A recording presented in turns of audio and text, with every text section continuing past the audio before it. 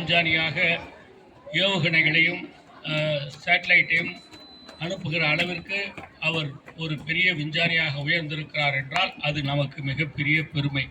ஆக அப்படி இங்கே இருக்கின்ற மாணவர்களெல்லாம் அதுபோல வர வேண்டும் என்ற வகையிலே தான் புதிய தலைமுறை இப்படிப்பட்ட திட்டங்களை நடத்தி கொண்டிருக்கின்றன. இன்னைக்கு பார்த்தீங்கன்னா ஒரு அண்மையில் சீனாவில் ஒரு கண்டுபிடிப்பு என்னன்னா, ஒரு பசை மாதிரி இனிமேல் எலும்பு உடைஞ்சா அதுக்கு பிளேட்லாம் போட வேண்டியதில்லை, அந்த பசையை தடவி ஒட்டினா 2 மணி நேரத்தில் ஒட்டிக்கும் அப்படின்ற அளவு இன்றைக்கு அந்த விஞ்ஞான முறையில் அதை கண்டுபிடிச்சிருக்காங்க. அதே போல் ரஷ்யாவில் பார்த்தீங்கன்னா புற்றுநோயை தீர்க்கக்கூடிய ஒரு மருந்தை இப்போ கண்டுபிடிச்சிருக்காங்க. கொரோனா காலத்தில் நம்ம பண்ருட்டி பக்கத்தில் இருக்கக்கூடியவர் தான் ஹைதராபாத்தில் அவர் இந்த கொரோனாவுக்கு மருந்து கண்டுபிடிச்சதால நம்ம பல பேர் உயிர் காப்பாற்றப்பட்டது.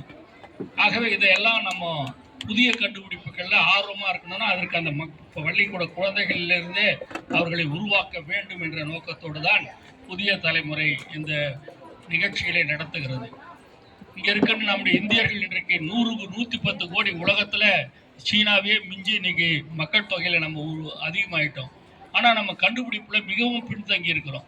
இந்த கண்டுபிடிப்புகளை பின்தங்கி இருக்கிற நாம் முன்னேற வேண்டுமானால் இப்படிப்பட்ட நிகழ்ச்சிகளின் மூலம் மாணவர்கள் அவர்களும் நீங்களும் எதிர்காலத்தில் ஒரு கண்டுபிடிப்பாளராக இந்த நாட்டுக்கு நன்மை செய்யக்கூடிய ஒரு மருந்தையோ அல்லது ஒரு கருவியோ கண்டுபிடிக்கக்கூடியவர்களாக உயர வேண்டும் என்ற வகையிலே தான் புதிய தலைமுறை இந்த நிகழ்ச்சியை சிறப்பாக ஏற்பாடு செய்திருக்கிறது.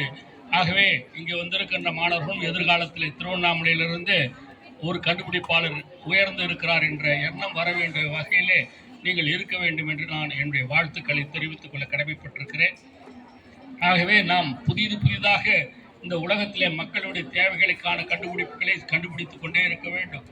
இன்றைக்கு பார்த்தீங்கன்னா உலகத்தில் செல்ஃபோனில் பல சிறிய வயது குழந்தைகள் தான் அவர்கள் பல கோடி ரூபாய் சம்பாதிக்கக்கூடிய அளவிற்கு பல புதிய கண்டுபிடிப்புகளை செல்ஃபோனில் இன்னைக்கு கண்டுபிடிக்கிறாங்க.